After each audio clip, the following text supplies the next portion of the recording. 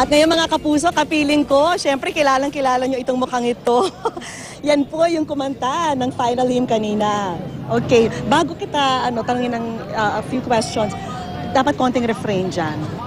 Yung refrain yung, we are all God's children, we are all the same. He is calling us by name to help the poor and lame. Wow, sarap siguro pag pinapakinggan mo parati yan sa lahat ng mga PayPal coverage. No? Nakadaupang palad mo pa ang Santo Papa sa loob ng MOA kanina? Oo, nakapagmano ko. After singing? Yeah, after singing, kasi kasama ko yung mga bata na may mga braces, yung mga disabled, yung mga Down syndrome, gano'n. Meron silang mga Down syndrome. Mga naglalaro lang kami nung una. Sabi So ko, anong feeling mo nung na-meet mo yung Pope? Hinalikan mo siya, na-embrace mo siya? umakit ako, tapos nag-bless ako. Pagkatapos, pinag-bless ko yung mga bata.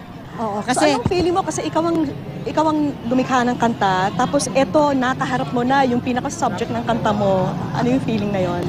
masayang-masaya ako. Pero ang kasama kong gumawa ng kanta nga pala, si Noel Espinida. Kasi dalawang team kami. Siyang gumawa ng melody, akong gumawa ng lyrics.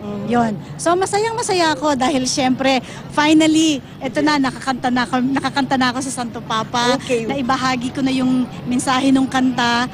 Happy ako. I'm very happy and grateful. Congratulations at Thank you. mapapakinggan pa namin sa mga ibang events ng Santo Papa, okay?